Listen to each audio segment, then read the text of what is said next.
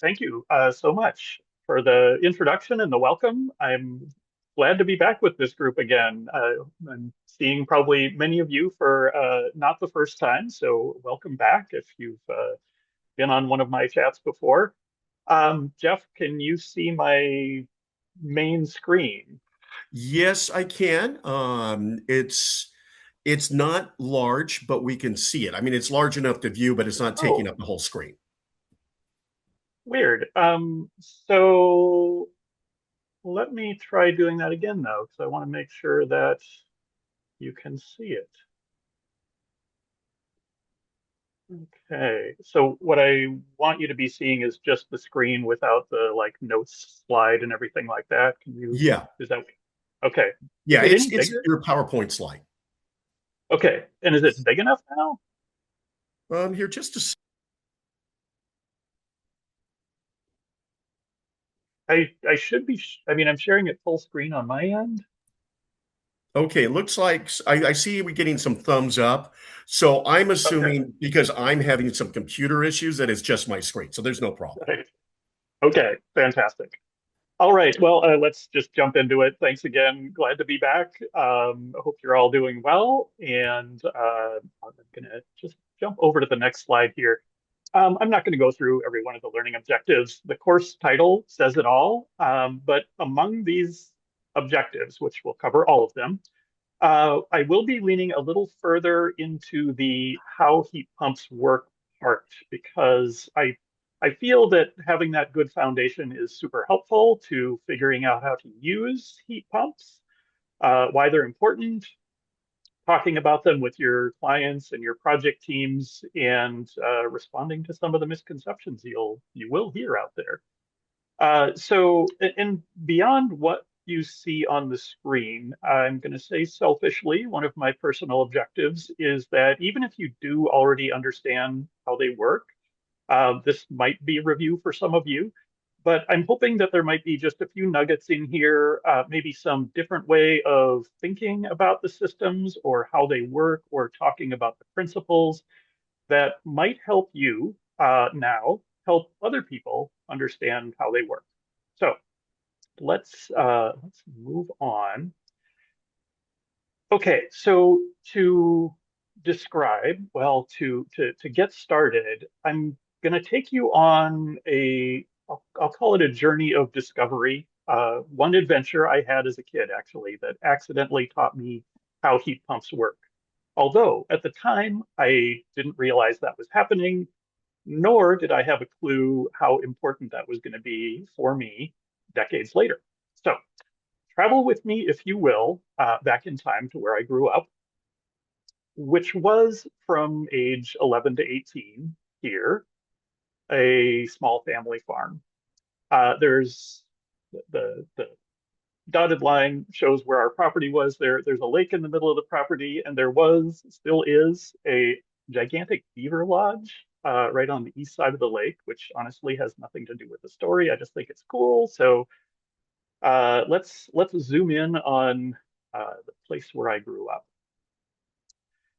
All right, I'll admit this is a digital rendition of our dirt road driveway. I'll ask you to picture a hot summer day, maybe 90 degrees out years ago, and one day my dad brings home a giant air compressor. If you don't know what that is, here's the basics. There's the part that does the actual compressing, which is like a pump for air. It is a pump. There's an electric motor, which spins the compressor, pumping the air from the outside through this tube and into the air tank, which stores air under pressure so you can pump up tires or run air powered equipment or blow some dust out of the corner or whatever. So on this day, my older brother was there too, and he happened to notice this threaded plug on the edge of the tank or on the end of the tank. And, being curious, somehow he got the idea to replace the plug with some kind of valve, fill up the tank with compressed air, and just as an experiment, see how long it'd take to empty out if we opened up a big valve. because, what else are you going to do on a hot summer day, right? So amazingly, we found a big valve in the garage that, uh, and amazingly happened to fit the threads. A valve being like a big faucet that you can open and close. So this is how the experiment went. We fitted up the valve, turned on the air compressor, and waited for the tank to fill with pressurized air. So these things, if you haven't heard them run, the big ones, they sound like a big motorcycle idling. They go blah, blah, blah, blah, blah, blah, blah, blah, blah, until they fill up with air and eventually shut themselves off. So now I'm going to zoom in on the valve because that's kind of the important part of the story. We open up the valve by cranking this big red lever here, and air starts rushing out. So think of the sound of like a jet aircraft taking off. That's kind of the sound it makes when a whole lot of air gets unleashed. And we start our watches to see how long it takes. And I mean, it probably took a couple minutes for the air to empty out, but while it was happening, we noticed something else. The valve, remember this was a hot summer day, started to ice up. And by the time the air ran out, there was a pretty good coating of frost over the valve. And since since this is my story, I'm going to say there were icicles hanging off it, but that's not really true. But the frost part is, which left me wondering, as I don't know, I was probably in junior high at the time. What just happened? It's hot out, like 90 degrees, and there's ice here. Luckily for me, my brother was and is incredibly smart, and he explained it to me. And part of what he explained is what I want to dig into here. So let's actually look at a simple diagram of this system. So there's a compressor, which remember pumps air, and there's the air tank, which holds the air under pressure. And of course, there is air everywhere. The bubbles here are representing air. When you run the compressor, there is a piston inside that pushes air into the tank. And because it doesn't have anywhere to go, it gets compressed, doesn't have anywhere else to go. You might have noticed in the diagram that that little, air bubble turned red, which is kind of a visual representation, might remind you from high school physics class that compressing a gas, like air, heats it up. So let's, oh, here we go. Okay, so if we turn the compressor on, and hopefully you can see these little animations. If we turn it on and let it run a while, it fills up the tank with compressed air, which now happens to be on the warm side from getting compressed. And if you let it sit for a while, we're outside, there's no insulation on the tank, it cools back down to whatever ambient temperature is. Not part of our experiment, but it does happen, and that's interesting. But the experiment was we had put this big valve on the end of the tank, remember? So something we could open up and let the air rush out. All right. So moment of truth, we open up the valve, and remember, we've got high pressure air inside the tank, low pressure air out here where we're standing, and the air comes rushing out.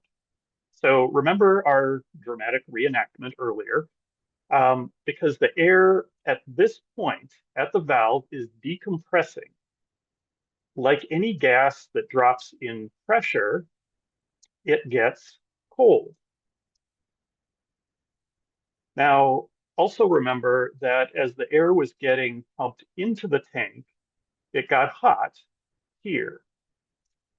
So the air going into the tank is, going to be on the warmish side, and as it moves through, it'll cool down, and as it leaves the tank, then here it gets a whole lot colder. Again, decompressing.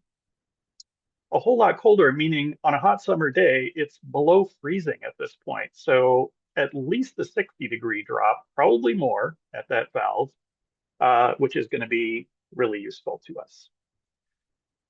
Okay, so I'm going to back up for a minute. Uh, some of you may be sitting out there going, hey, Rich, air compressors aren't on my radar.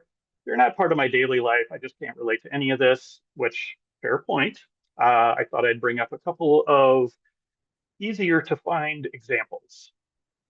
So first, you might recognize a tire pump for bicycles. This one happens to be mine. Or maybe you use one of these compressed air duster cans to clean out your keyboard sometime.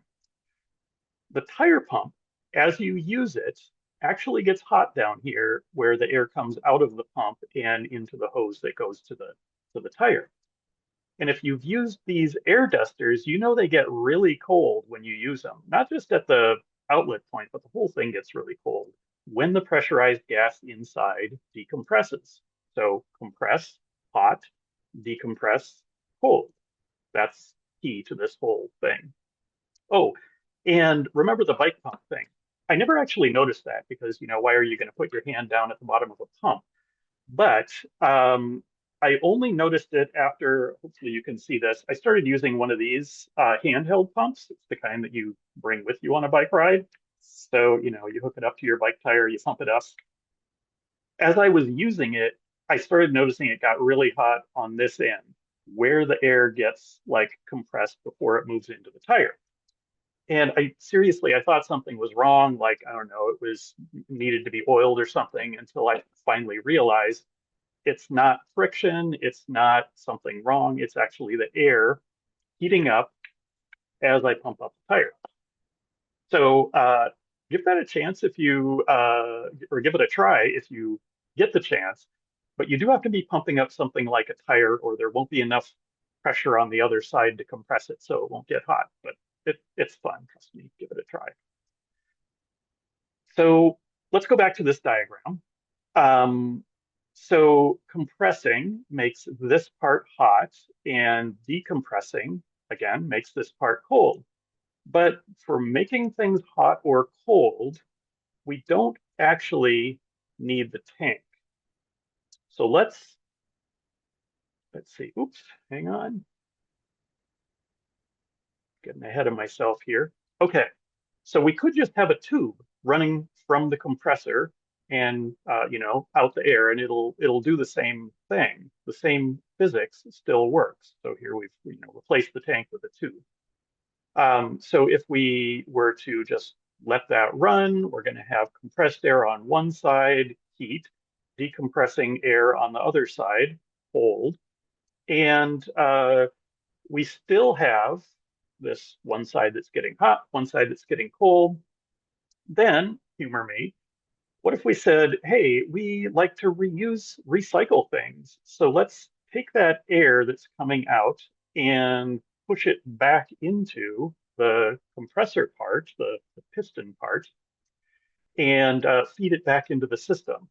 So let's add another tube to do that and turn it into a closed loop. We still have our same parts. We've got our compressor, we've got our valve, and we still have our high pressure side, and we still have our low pressure side. Uh, that turns into then a high temperature side or a hot side and a cold side. But what can we do with that, right? So what if we added a fan to blow air across the hot tube and a fan blowing air across the cold tube? And now we've got a source for hot air and a source for cold air. And so I can hear you already. I know what you're thinking. Who cares? We're just blowing air around, right?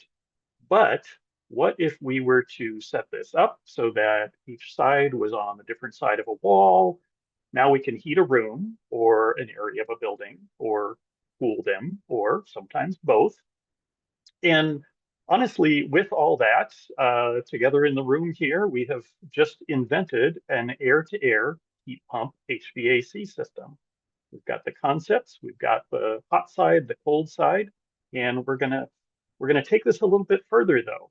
So wait a minute, I might hear you say again, blowing air across one pipe isn't really that effective, right? There's not much surface area or enough time for the passing air to gather much heat.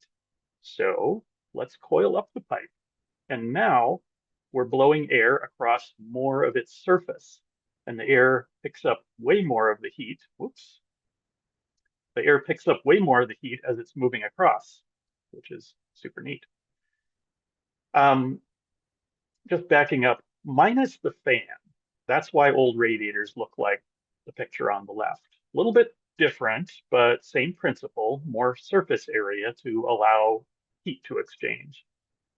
Anecdotally, we had one that looked almost exactly like this when I was a kid, and honestly, it was my favorite place to sit in the cold weather, especially when I was doing homework. So I spent many hours sitting on top of that warm radiator.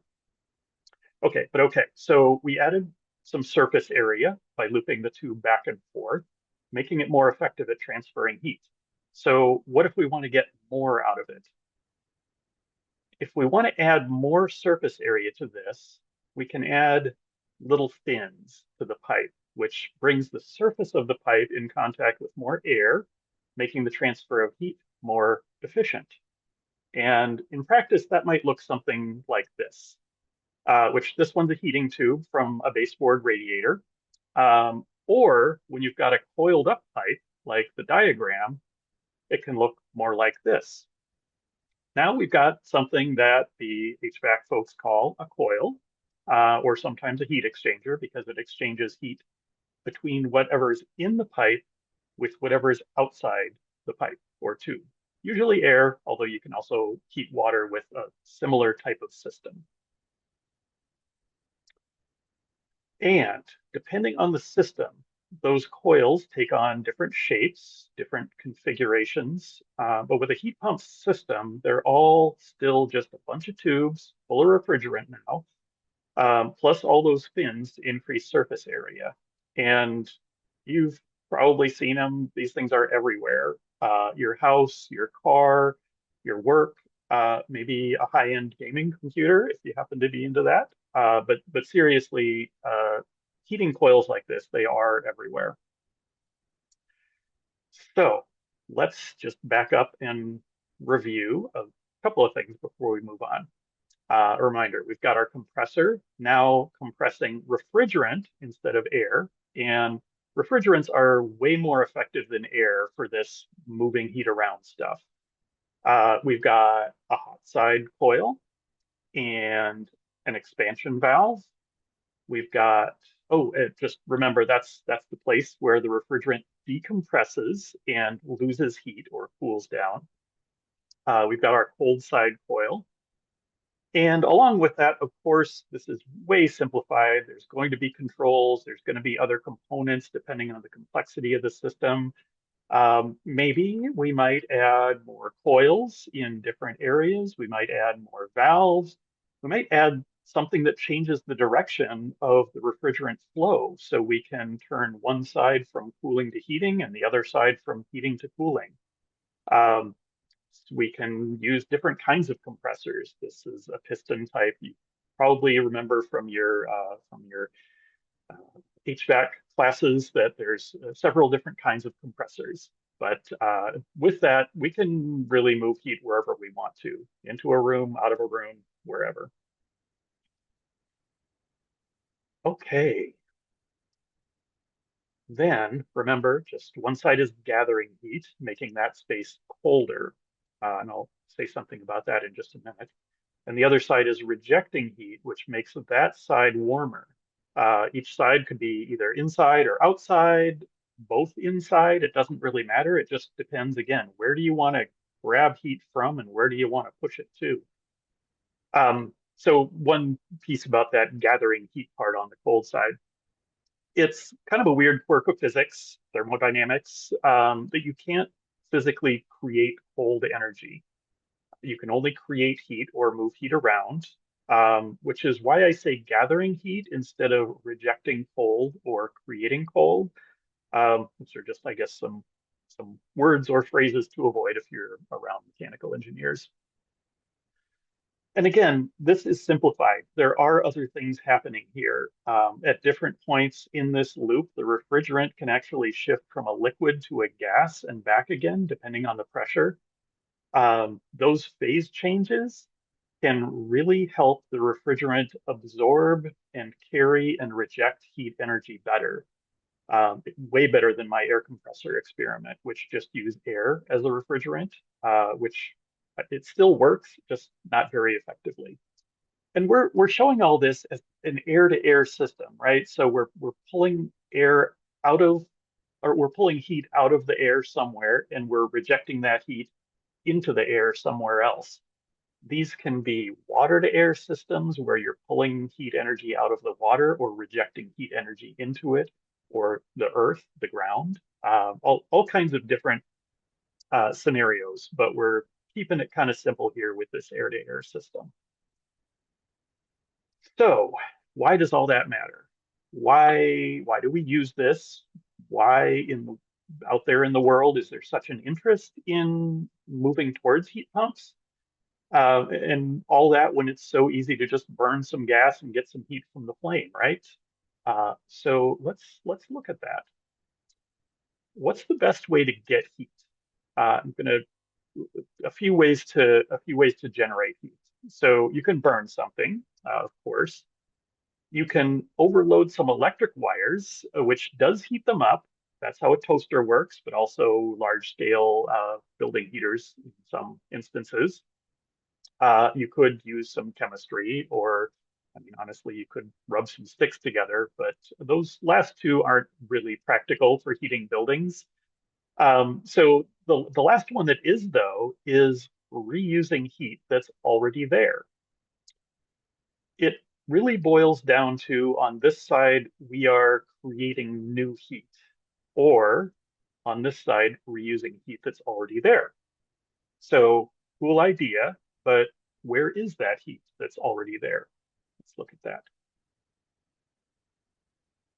A few examples.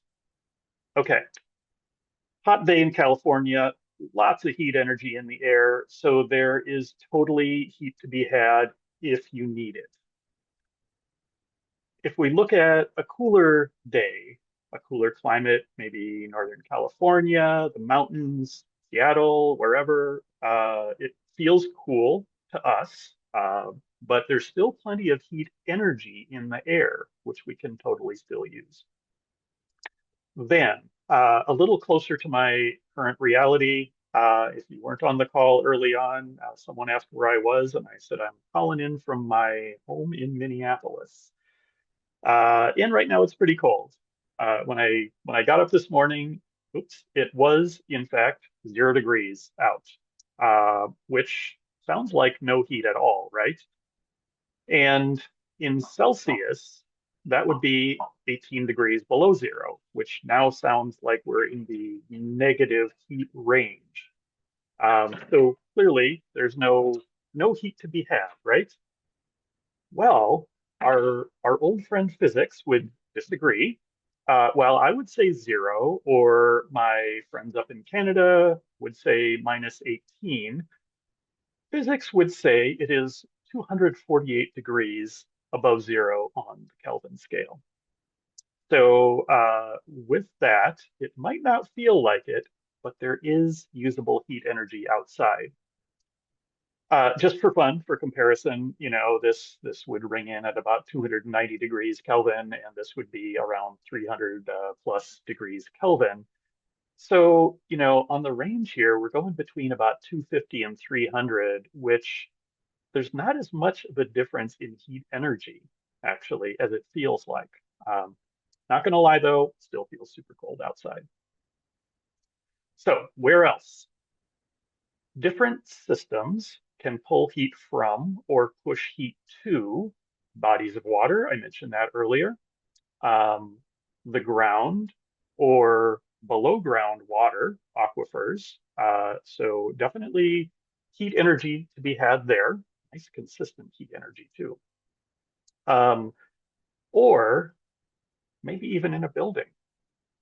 So if we look at that, let's say these folks down in the basement here, their workspace is running pretty cold, but we also happen to have these folks up here in a server room. And of course, the server's chugging away, running hot. These folks are hot. We can pull heat out of that space and push it to the room downstairs. below grade, easy peasy. So that totally works too. Um, these aren't the only ones. There's lots of options. Again, we're just going back to moving heat around. So if we look back at our sources of heat, let's just take a quick peek at how efficient they are, which, spoiler alert, helps build the case for heat pumps. Remember that efficiency ratings will mainly follow some version of energy output divided by the energy you put into the system at the point of use. So a value of 1 in this case, like 1 out over 1 in, would equal 100%, which would mean that all of the energy you put into the system comes back out in the form of usable energy, here meaning heat. So burning gas runs to around 98% plus or minus efficient on a good day, but not 100, since some of the heat energy is always lost when the warm combustion gases are exhausted out of the building. Our toaster or our perimeter radiators or electric boilers or whatever, they're technically 100% efficient, sort of. But I never liked saying that because it sounds too perfect and it kind of implies you can't do any better, right? So how could it be better than 100%? But you can. Let's just forget about these two. I wouldn't even know where to start. I have a joke anyway. Honestly, looking at it, I kind of realized that my sticks look more like bacon. So well, maybe a good source of heat, I guess. But heat pumps. Okay, so remember that for the most part, they're not creating heat. They're grabbing existing heat energy from somewhere and moving it to where you want it to be. So they can actually be in the range of 300 to 400% efficient or more, meaning that for every unit of energy put into the system, the energy that you're using to run the heat pump system, you can get 3 to 4 times that amount back in usable heat energy. So remember, the heat was always there. We're just, gathering it, moving it somewhere else. What I thought I'd follow up with there, though, is how does that work with actual heat pump systems in the real world? And we're going to look back at those climate examples again. And I just wanted to add a few thoughts on how to get the most out of these systems and just talk about that how they're designed can change depending on the climate they're in and the type of system we're using. So a few things to think about during design, even if you're not the one designing the actual system, just the more you know, the more you can be part of the conversation and help guide the direction of the building's design, including how the mechanical system plays into it. So in the warm climates, of course, cooling dominant, not going to be many heating days. So we're designing mainly for cooling. But what we want to do is size the system for peak cooling loads. So we don't really need to worry about the heating side, but size them for peak, not for like what the nameplate on the system says. Or decoupling heating and cooling from ventilation is the second bullet there. So this is letting the fresh air be somewhat independent from heating and cooling, since there will be times when you only need fresh air when you're not conditioning the room. And that's going to be a much lower energy draw through a decoupled system than running the whole system just for the fresh air. And then even if you don't need to heat or cool the building, third point there, use heat pumps for hot water. Um, like I said, there's a lot of heat energy in the air in these hotter climates, and most buildings are going to need hot water. Think multifamily buildings, schools, hospitals. Hot water is a huge energy load for those building types. So why not just grab the heat energy that's sitting outside to heat that up? Leverage heat recovery, of course. We don't want to be blowing extra heat or cold out the roof. And minimize envelope losses. This is, it's important in any climate, but in warmer climates, there's so much heat energy absorbed through the envelope on days when you're trying to cool. Vice versa in my snowy climate here. I'm trying to hold on to the heat as much as I can today. But the envelope plays a big part in designing the system as long as we're designing it holistically. So try to minimize those envelope losses. If we move to the moderate climates where we've got a wide seasonal swing, so half the year we're heating, half the year we're cooling, um, use cold climate heat pumps. They are getting better. I mean, almost every day. Use cold climate heat pumps. With a well-designed cold climate heat pump, you can minimize or even in some cases eliminate backup heating in these buildings in these climates. So that's definitely a piece where you can start thinking about things like eliminating gas use on the site or sizing your transformers and switchgear differently. The third point there, use thermal storage where you can, where it makes sense. It doesn't make sense for every project, but if you can integrate some thermal storage into the building, you can really start to smooth out the the the day by day demands and offset some of those challenges that we might see or foresee with a grid where you've got peak energy use times. You don't want to be just adding load during that time. Thermal storage can really help out with that. Improved envelope designs. Won't go over that again. It's always important. Moderate climates, though, ground source systems and water source systems really perform well. So, always consider that if the, subsurface conditions will allow it. All right, cold climate. I wish I could show you outside right now. There's snow everywhere and it's super cold. Here's where you have to use cold climate heat pumps with capital cold. Um, they are getting better. They can really pull air out of the or pull heat out of the air down to really low temperatures now. So definitely want to use those. Envelope again, cold climates critical. Reducing the loads on the system, reducing the energy loss through old inefficient, old uninsulated walls or low insulated walls.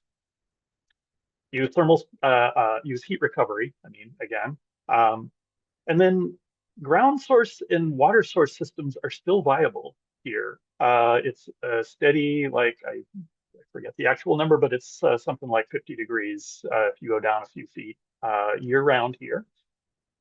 So that's a great constant temperature to be pulling heat from or pushing heat to. And then be strategic with backup heat.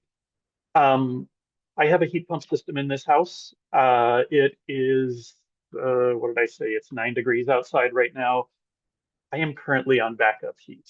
Um, but I was surprised after I got this system that I get notifications when my backup heat runs for more than a couple hours just to say, hey, this is happening. It's never unexpected. I'm surprised at how few of those notifications I get a year.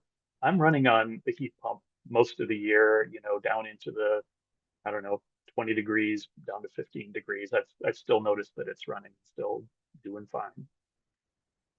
So there are some consistent things here. Decoupling works for all climates, heat recovery, pay attention to your envelope designs. All of those are critical things to be thinking about when we're designing these buildings holistically. All right. So I wanted to cover a few misconceptions too. And the first one, which I kind of just covered, heat pumps don't work in cold climates. I've heard this for years. Maybe at the start it was more true, but that's kind of a just, yeah, no, they do work in cold climates.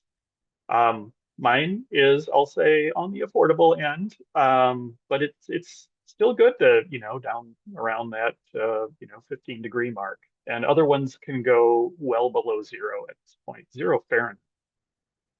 Um, Heat pumps can't handle commercial buildings. No, we see so many commercial projects in our office that are using heat pumps that truly is just not a thing anymore.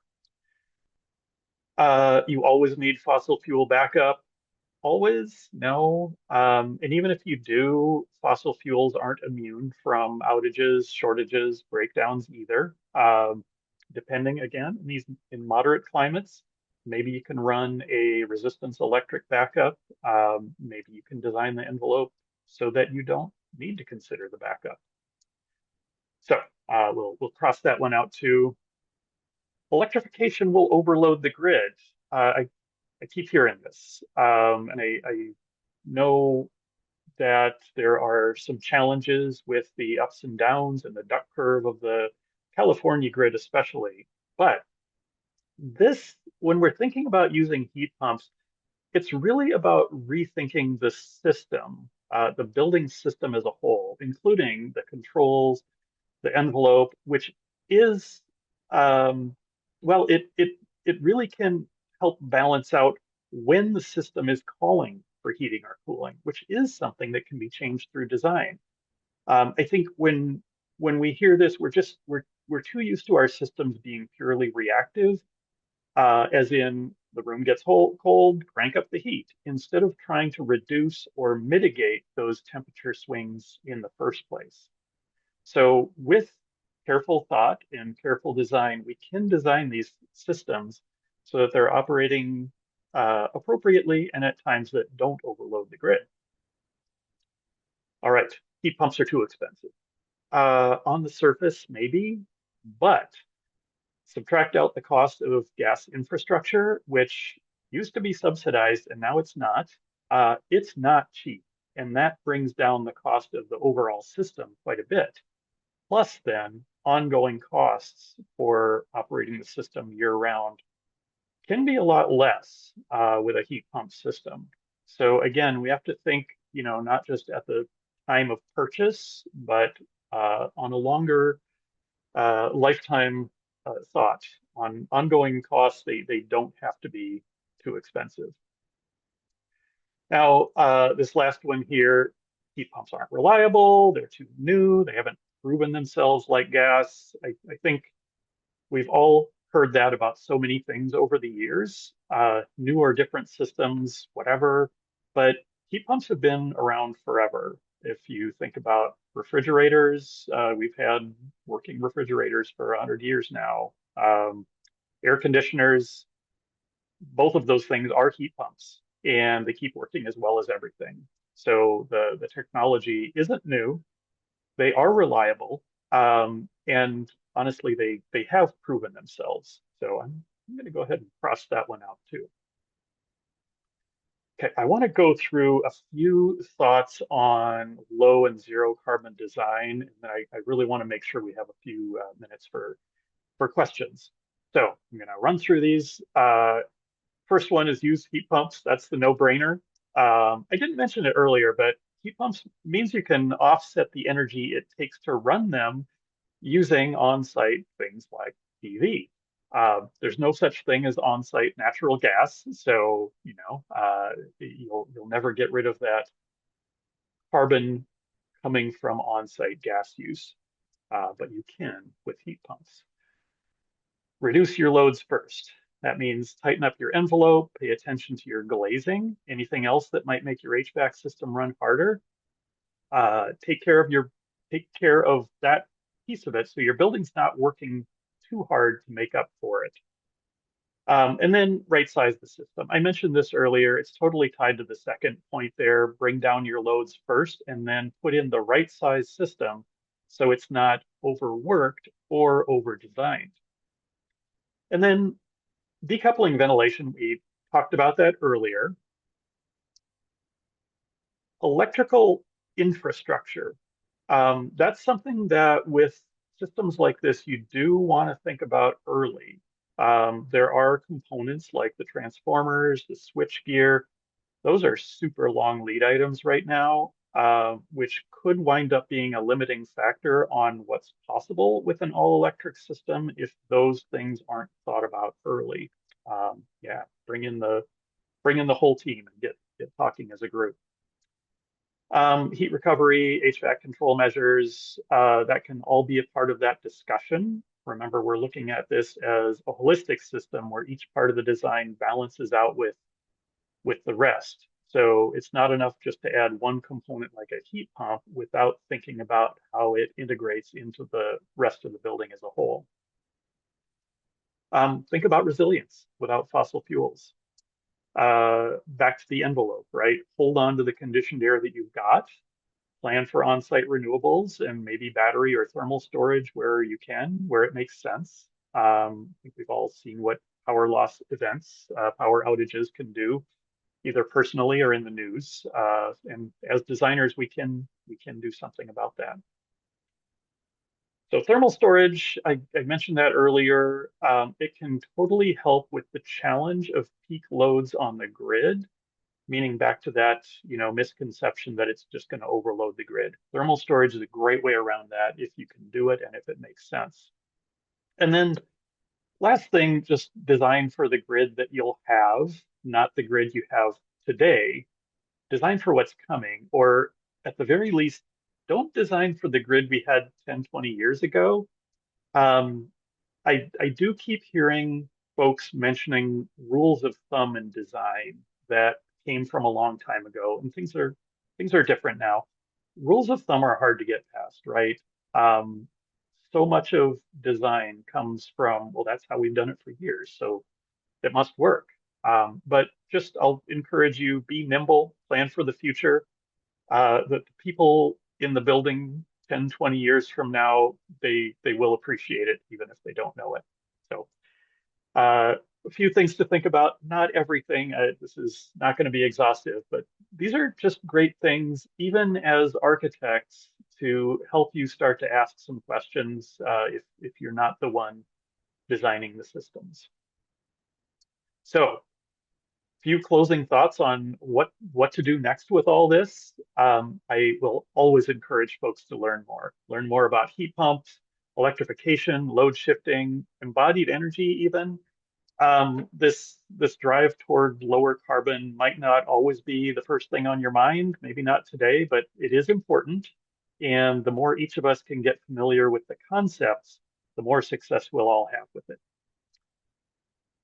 Second, ask more. Once you got a grasp of the concepts, start asking a few more questions when it comes to HVAC selection, mechanical design. Don't do what I used to do, which I'll be honest was to say mechanical. I've got people for that, and I'll leave it to them. That wasn't necessarily the best choice then. It's certainly not now. Be a team, know enough to ask questions, and ask them. Get that discussion going. And then lastly, talk more. Talk more with your clients, with your engineering partners, your friends in this decarbonization sphere. At the beginning, you'll probably be asking more questions, but over time, you could very well wind up being the resource for other folks that they'll come to with their questions, which I'll be honest, it's pretty fun. So um, that is, in a nutshell, what I was hoping to cover on heat pumps. I am totally going to open it up for questions, and I do want to hear some, so get them ready. But before I close that out, I did just want to share a few things about where I'm coming from with this, what I do for a living, which is energy consulting through the CEDA program, the California Energy Design Assistance Program. If you're not familiar with it, it's the statewide utility incentive program for new construction and major renovations. It supports electrification and decarbonization, all this stuff we've been talking about.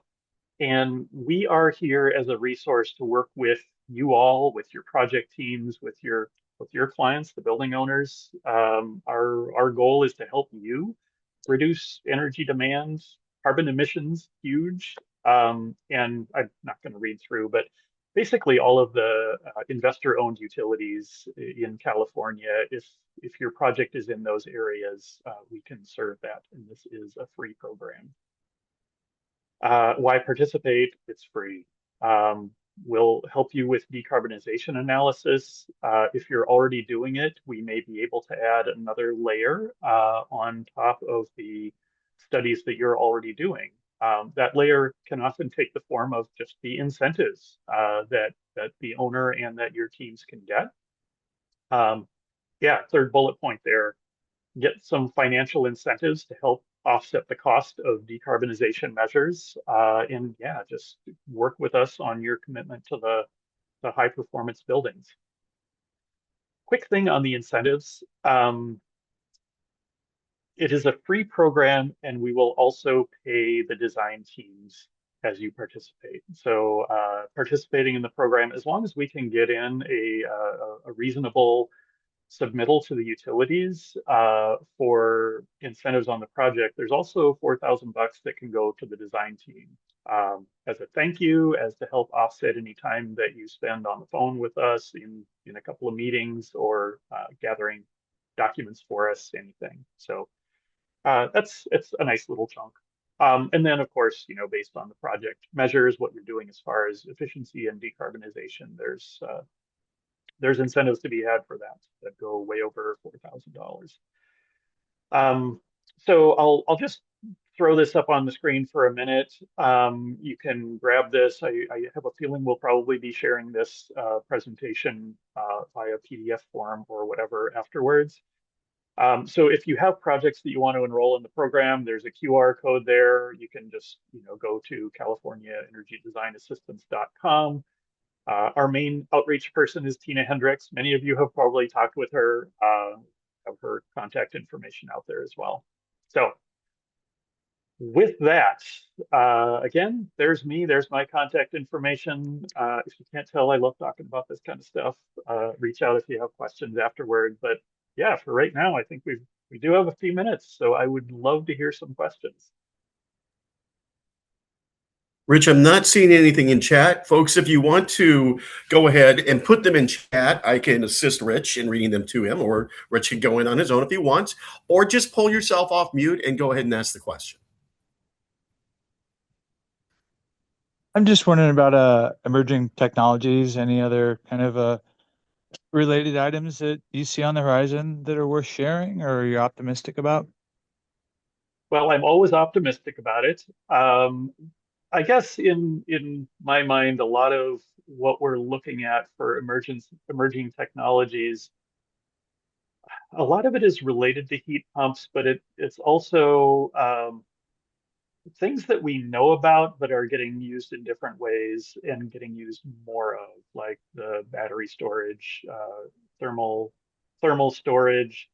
There are different things that you can use within the systems. Refrigerants keep changing, but things like the air to water system, the coolants that are pumped through the system. There's different newer and different kinds of coolants that transfer heat energy better. Um, we're still kind of looking for that next LED light bulb, right? The thing that's going to just save a ton of energy.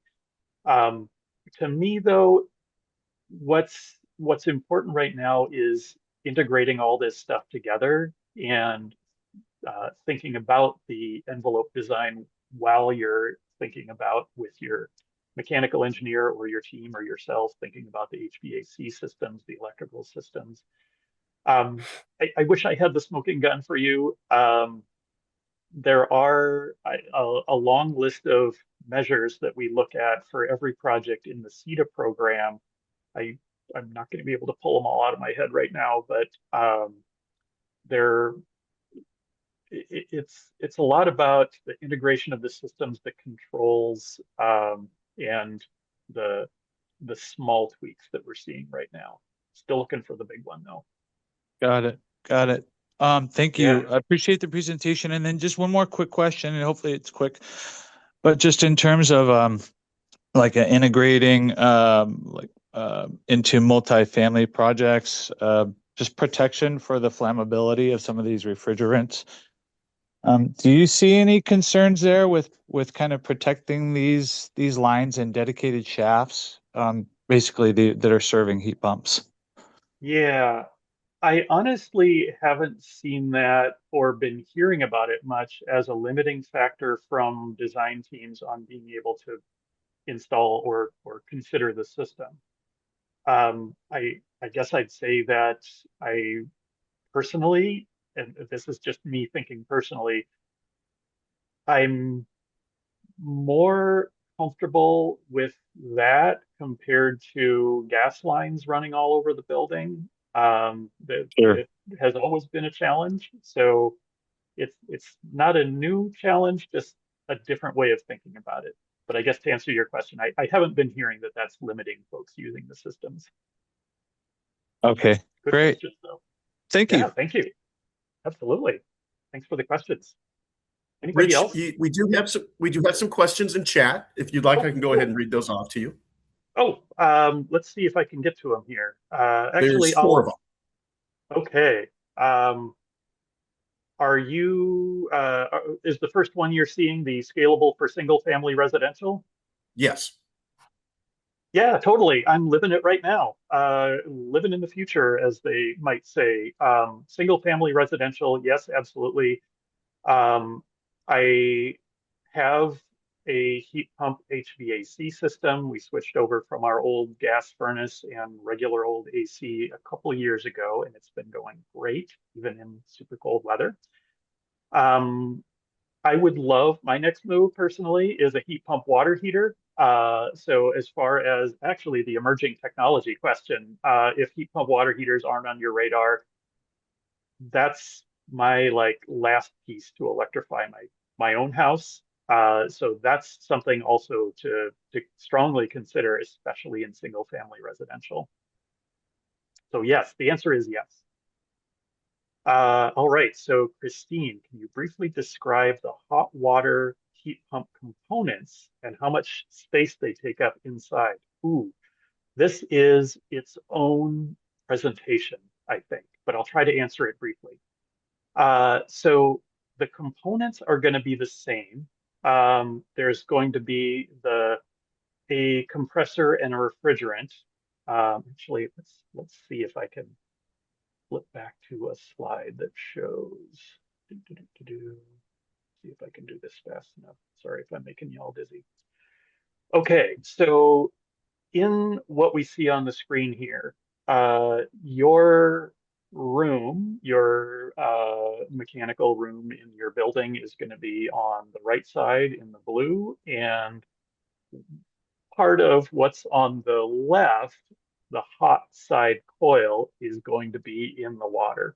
So you're pulling heat energy out of the air within the space, sometimes outside, and pushing that heat energy into the water.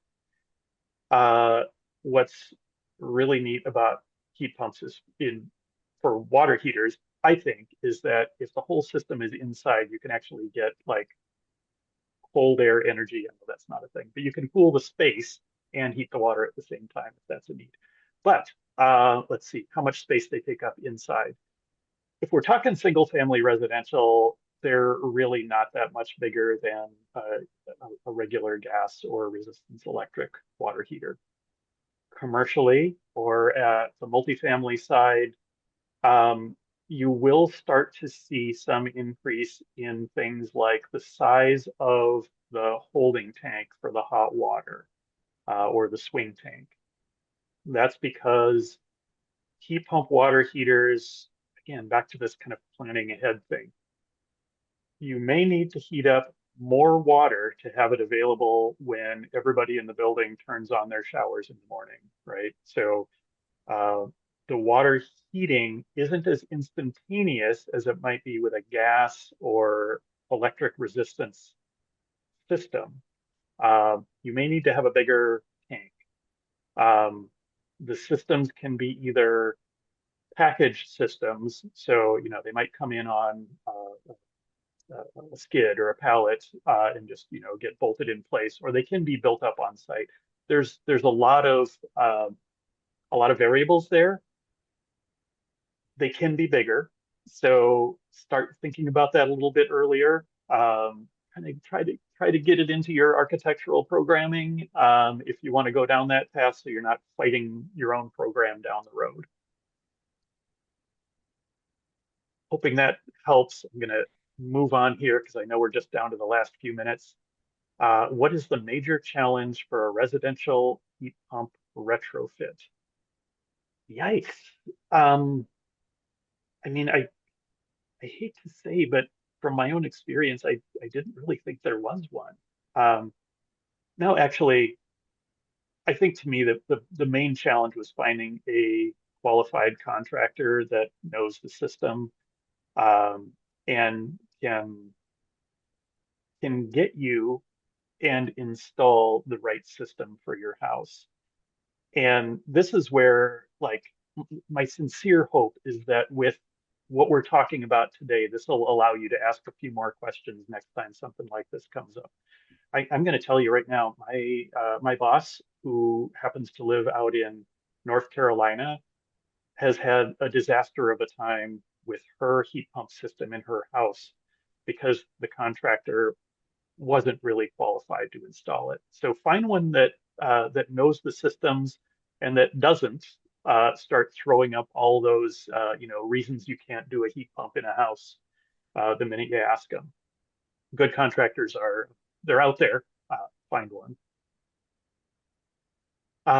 Heat pumps for water heating efficiency. Yikes! I'm sorry, I don't have the numbers off the top of my head. It's a I'll just say it's a great question for Google if you have a minute afterwards. This stuff does keep changing, and whatever I might say today for water heating efficiency is going to be different, I don't know, 6 months from now. Try to stay on top of it. Back to that learn more piece of what I was closing with. Um, all right, Melody. Oh, thank you so much. That's very nice of you to say. You're warming my heart. That's what I was hoping that I could convey here. Digestible chunks. Ooh, let's see. We replaced our gas-fired water heater when it died 2 years ago with a heat pump water heater. Plugged it into a standard electrical wall outlet. Fantastic. Yeah, there's like the barriers keep going away, right? The information barriers, the technology barriers, just it keeps getting better. I was joking earlier, but like we are living in the future with this stuff, and it's so cool. So wow, thank you all so much for listening and for the questions. Thank you so much. Glad to be here.